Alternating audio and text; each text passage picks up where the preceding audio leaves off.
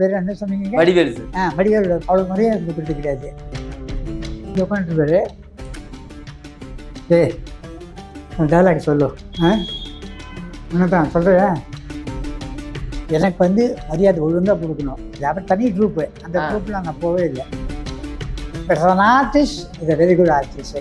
பண்ணி ஒரு பக்கம் 2 பக்கம் 3 பக்கம் இருந்தால் கூட அது அவ்வளோ கரெக்டாக பண்ணுவான் சார். இருந்தாலும் இதெல்லாம் வந்த புதுசில் யாருன்னே தெரியாது. அப்புறம் என்னை பார்த்தோன்னா சரி வாங்க சார் வாங்க. அவார்டு எதுக்காக ஏதாவது ஞாபகம்? எனக்கு இருக்கு, அவருக்கு இருக்குதுங்க. எம்ஜிஆரோட நான் ஆக்ட் பண்ணது கிடையாது, சிவாஜியோட தான் ஆக்ட் பண்ணிருக்கேன். அது இவரோட கிடையவே கிடையாது.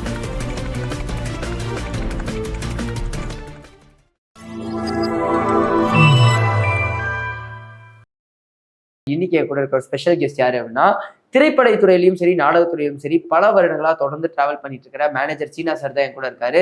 நிறைய விஷயங்கள் அவரை பத்தியும் சினிமா பத்தியும் பேச போறோம். வாங்க பேசலாம். வணக்கம் சார். நமஸ்காரம். உங்களை பார்க்கும்போது நீங்க நிறைய காமெடி சீன்ஸ்ல எல்லாம் நடிச்சது உண்டு. வடிவேல் சார் கூட நடிச்சிருக்கீங்க, விவேக் சார் கூட நடிச்சிருக்கீங்க. இவங்களோட இல்லாம நிறைய காமெடின்னு சொல்லி நடிச்சிருக்கீங்க. காமெடி உங்களுக்கு ரொம்ப பிடிக்குமா சார்? காமெடி தான் எனக்கு பார்த்தாலே சிரிப்பாங்க, அந்த மாதிரி ஒரு இது. ஏன்னா அந்த மாதிரி கேரக்டர் வந்து பழக்கமாயிடுச்சு எனக்கு. இப்போ நீங்கள் சொன்னபடி நாகேஷோட ஆக்ட் பண்ணிருக்கேன். அப்புறம் வந்து அவர் பேர் என்ன சொன்னீங்க? வடிவேல். வடிவேலோட பண்ணியிருக்கேன். வடிவேலோட அந்த இவர் செத்து போயிட்டார் அவர், விவேக். விவேக் தான் ரொம்ப வெரி வெரி க்ளோஸ் ஃப்ரெண்ட். நல்ல காம்பினேஷன், நல்லா பேசுவார், நல்ல வெரி குட் டவுட். அந்த மாதிரி அதெல்லாம் அவங்களாம் இல்லை அவங்க. பட் இருந்தாலும் நம்ம அவங்களோட பண்ணது ஒரு திருப்தியாக இருக்குது, சந்தோஷமாக இருக்குது. வேற ஒன்று புரியுது சார். அதே மாதிரி நீங்கள் அந்த டைமில் நடிக்க வந்தபோது வடிவேல் சாருக்குன்னு தனி கேங் இருக்கும், விவேக் சாருக்குன்னு தனி கேங் இருக்கும். அவங்கெல்லாம் தனித்தனியா வந்து படங்கள் பண்ணுவாங்க. ஆனா நீங்க மட்டும் எப்படி சார் 2 இடத்துலயுமே படம் பண்ணீங்க? எனக்கு வந்து யாரா இருந்தாலும் பரவாயில்ல சார். எனக்கு வந்து நான் இன்வால்வ் இல்லை. யாராக இருந்தாலும் போய் நான் வந்து மூவ் பண்ணுவேன். இப்போ ஒன்றும் இல்லை, நான் வந்து நாகேஷ் வீட்டுக்கு போனேன். வட சீனா நான் சீனா வந்திருக்கேன் பார், ஒரு காஃபி கொடுத்தாரு சீனாக்கு. அப்படி அந்த அளவுக்கு வீட்டுக்குள்ளேயே போவான். போய் அவ்வளோ மூவ்மெண்ட் இருக்கு. வாடா வா, அப்புறம் எங்கே பார்ப்போம், என்ன சம்பாதிச்சோம், நீங்கள் நம்ம வெளியில் போகலாமா, வா ஃப்ரீயாக போயிட்டு ஒரு ஜாலியாக ஒரு ரவுண்ட் அடிச்சுட்டு வரலாம் அப்படின்னு சொல்லுவார் அவர். அவர் வெரி க்ளோஸ்.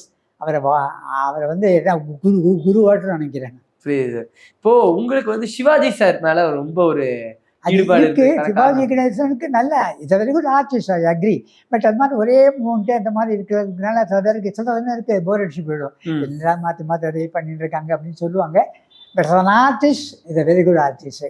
நல்ல ப்ரொனவுன்சியேஷன், நல்ல அனௌன்ஸ்மெண்ட் இருக்குது, நல்ல இது மாடுலேஷனாக நிறைய இருக்குது. அதெல்லாம் அவர்கிட்ட நிறையா கற்றுக்கணும் சொல்லலாம். அவர் மேலே உங்களுக்கு ஒரு கிரேஸ் ஜாஸ்தி. நான் ஒரு ஸ்டேஜ் எல்லாம் பண்ணது கிடையாது. அவர் தனி குரூப்பு, அந்த குரூப்லாம் நான் போகவே இல்லை.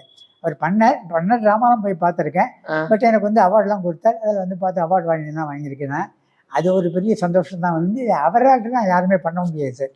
அது வந்து நம்பர் 1 நடிகத்தில் ஒன்றும் பண்ண முடியாது. ஆமாம் சார். அதே அவர் கூட நான் வந்து கோயம்புத்தூர் போனோம். கோயம்புத்தூர் போது மில்லு, நான் பிஎன்சி மில்லில் ஒர்க் பண்ணேன். Okay sir. இப்போ மில்லு ஸ்ட்ரைக்கு. நான் இப்போ வந்து இவர் பேர் என்ன, மேஜர் சுந்தரராஜன், அவர் வெரி க்ளோஸ் ஃப்ரெண்டு இருக்கு.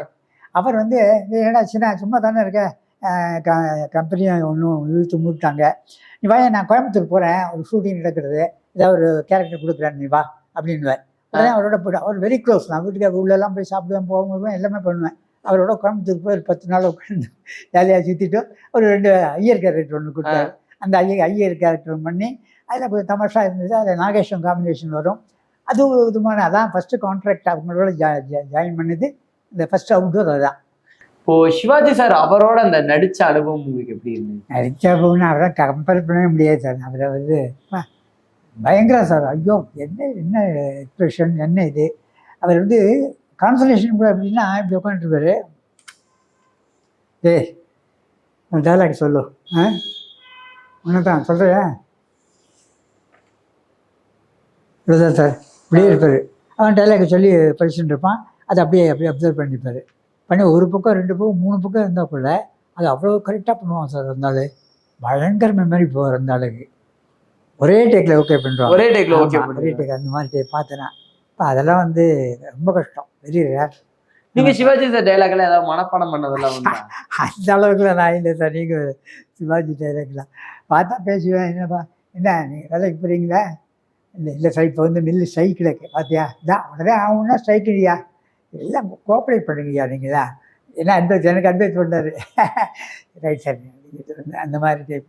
எம்ஜிஆர் அவர்கள் சம்சாரம் மின்சாரம் வெள்ளி விழா இவர் நம்ம தலைவரை கொடுக்குறாரு. எம்ஜிஆர் அவர்கள் எவ்வளவு ஸ்பெஷல் சார்? எம்ஜிஆரோட நான் ஆக்ட் பண்ணது கிடையாது, பட் பார்த்து இந்த மாதிரி ஃபங்க்ஷன் தான் பார்த்துருக்கேன், அவ்வளோதான். மற்றபடி அவர் இதில் ஃபேமிலி அட்டன் பண்ணதே கிடையாது. வேற சிவாஜியோட தான் ஆக்ட் பண்ணிருக்கேன், பட் இவரோட கிடையவே கிடையாது. இவர் தனி உலகம், இது அவர்கிட்ட கிட்டலாம் நம்ம போக முடியாது. சம்சாரம் அது மின்சாரம் விஷு இது. ஆமா சார், விஷு அவர்கள் அவரோட படங்கள் எப்பவுமே தனித்து. விஷு நல்ல டைப் சார், நல்ல மனுஷன். அவன் எந்த இது எடுத்தாலும் நம்மளுக்கு ஒரு ரோல் ஒரு கேரக்டர் ஒன்று கொடுப்பான். அது ஆரம்பத்துலேருந்தே குரூப்பாக இருந்ததுனால ஒரு நல்ல மரியாதை இருந்தது. அது தான் பெரிய ஆள் அப்படின்ற மாதிரி தலைக்கணெல்லாம் ஒன்றும் கிடையாது. இப்படி ரொம்ப வெரி சாஃப்ட், பார்த்தா பேசுவான், போவான், வருவான், அந்த மாதிரி டைப் அவன். எல்லாரோட ஃபேவரட். இவர் தான் வந்த புதுசில் இவர் யாருன்னே தெரியாது. இது மியூசிக் அகாடமியா, அந்த தேட்டருக்கு எழுத்த மாதிரி முதல்ல ஊர்லேயே வெளியூர்லேயே வந்து இங்கே ஒரு இது எடுத்துகிட்டு இங்கே இருந்தார். அன்னைக்கு எங்கள் ட்ராமா, அதனால் அப்படி கேஷுவலாக வந்தார். அவர் அப்போல்லாம் யாருன்னே தெரியாது. அப்புறம் என்னை பார்த்தோன்னே வாங்க சார், வாங்க ட்ராமா பக்கத்தில் வந்துருக்கீங்க, வாங்க அப்படின்னு சொல்லி இவர் ரொம்ப வர முன்னாடி கொண்டு அமைச்சிடும் அப்படின்னு நான் வந்துட்டு இவன்ட்டு சொன்னோடனே அவன் கொண்டு அவரை உட்காந்து வைப்பான். இப்பயும் பார்த்தா பேசுவார் ஓரளவுக்கு. இப்போ வரைக்குமே இவர் இந்த டாப்லேயே இருக்காரு சார், இப்போ வரைக்கும் நடிப்பு. ஆமாம், கெட்டியே நெருங்க முடியாது, பட் இருந்தாலும் நைஸ் ஃபாலோ சார், சும்மா சொல்ல முடியாது. வெரி குட், நல்ல மனுஷன். இப்போ இவரோட ஏதாவது ஞாபகங்கள் இருக்கா? இந்த அவார்டு எதுக்காக ஆக்சுவலி தாங்க ஏதாவது ஞாபகங்கள் இருக்கா? எனக்கு இருக்கு, அவருக்கு இருக்கணுமே. அவர் இல்லை மாதம் டெய்லி ஒரு அவார்டு பண்ணிட்டு இருக்காரு, அவருக்கெல்லாம் ஞாபகம் இருக்கணுமே. ஆள் பார்த்தா தெரியும், அடே வா ஓகேம்மா அப்படின்னு பேசுறாரு, அந்த அளவுக்கு இருக்கு. கலைமாமணி கொடுத்த போட்டோ அதை பற்றி இது கலைமாமணி அவார்டு கொடுத்தாரு இவர், நம்ம ஆள். அதுக்கு போய் வாங்கினதுலாம் கலைமாமணி அவார்டு. இவங்கெல்லாம் எல்லாம் மினிஸ்டர்ஸ், இந்த 3 பேரும் மினிஸ்டர்ஸு. இவங்க கூட அவங்க ஆளுங்க எல்லாம் மூடி போட்டு மறைச்சிட்டாங்க, யாரும் ஆளுன்னே தெரியல, அந்த மாதிரி பண்ணிட்டாங்க. கொரோனா சீரியஸாக இருந்தது, அதனால் கம்ப்ளீட்டாக பண்ணிட்டாங்க. இப்போ கொஞ்சம் இதுவாக வந்துருந்தோம், பரவாயில்ல, ஓகே. அந்த ஃபஸ்ட்டு டைம் வந்து நான் வாங்குறது கலைமாமணி அவார்டு வாங்குறது. இப்படி ஃபீல் பண்ணி வீட்டில் யாருமே கலைமாமணி அவார்டு வந்து இந்த இண்டஸ்ட்ரியே வந்தது கிடையாது, யாரும் கலைமாமணி அவார்டு வாங்க போகிறாங்க. அதனால் I am the first man to enter. வந்து நல்லா வந்தது, ஓரளவுக்கு நல்லா பண்ணேன். அதுக்கேற்ற ஒரு ரெப்புடேஷன் இருந்தது ஆண்டவ புண்ணியத்தில். அதுக்கான உங்களுக்கு எப்படி இருந்தது சார் அது கலைமாமணி அவார்டு உங்களுக்கு சொல்லும்போது? எனக்கு சந்தோஷம்தான், பிகாஸ் இவ்வளோ கஷ்டப்பட்டு பண்ணதுக்கு உழைப்புக்கு வந்து கூலி வந்திருக்கே அப்படின்னு சொல்லிட்டு ஒரு சந்தோஷம் தான் எனக்கு. எங்கள் வீட்டில் எல்லாருக்குமே ரொம்ப சந்தோஷம். எங்கள் வீட்டில் யாருமே இந்த மாதிரி ட்ராமாக்கோ சினிமாக்கோ அது ஒரு இதுக்கு போனதே கிடையாது, அவுட் ஆஃப் தி வெளியே போனதே கிடையாது. I am the first man to enter. என்னையும் இத்தனை மாதம் 1000 நான் நாடகம் பண்ணியிருக்கேன், இவ்வளோ படம் பண்ணியிருக்கேன், இவ்வளோ இது பண்ணியிருக்கேன், எல்லாம் அது வந்து பெரிய விஷயம். அது வந்து அவன் சின்ன வந்துட்டான் இப்போ அவங்களுக்கு அந்த சந்தோஷம் தான். அவங்க யாரும் நடிக்கலன்னு தெரியாது, போக தெரியாது. ஸோ இதில் தப்பி தவறி நான் வந்துட்டு நடிக்கிறதுக்கு இதில் வந்து பார்த்துட்டு அவன் பார்த்துட்டு நல்லா இருக்கே, அந்த படம் பார்த்துட்டா நல்லா பண்ணுறா நீ, வெரி குட் அப்படியே எல்லாம் பேசுவாங்க போடுவாங்க. ஓகே, அது ஒரு மெரிட் தான். அது அதாவது நம்ம ஃபேமிலியில் நான் ஒருத்தர் இருக்கேன்னு ஒரு சந்தோஷம் எனக்கு.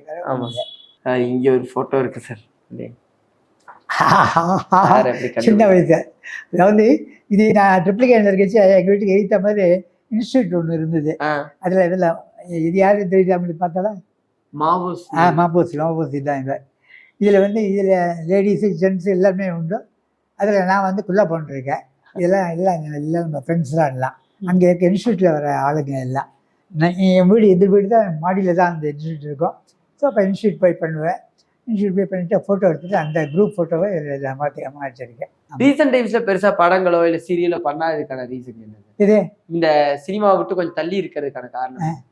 சினிமா இருக்குதுன்னா ஃபர்ஸ்ட் ஆஃப் ஆல் காதல் வந்து இப்போல்லாம் அவ்வளோ மரியாதை கொடுக்குறது கிடையாது. ஆர்டிஸ்ட் நான் படம் அப்படின்னு சொல்லிட்டு போயிடுவேன். நான் எனக்கு வந்து மரியாதை ஒழுங்காக கொடுக்கணும். வந்தா இதுவரையில் ஒத்தனும் எனக்கு காசு கொடுக்க ஏமாத்தே கிடையாது. ஒரு நாள் 2 நாள் இருந்தால் கூட பேமெண்ட் வாங்கிடுவேன். பேமெண்ட் இல்லைன்னா அவ்வளோதான், 1 வாயில வந்து சொல்லுவேன். அந்த மாதிரி நான் முன்னாடியே பேசிட்டுருவேன், பேமெண்ட் கரெக்டாக வரணும், ஒழுங்காக பார்த்துக்கணும் அப்படின்னு பார்த்துப்பேன். அதனால என்னை யாருமே இதுவரையில் பேமெண்ட் பெரிய பெரிய ஆர்டிஸ்ட்லாம் ஏமாத்திடுவாங்க.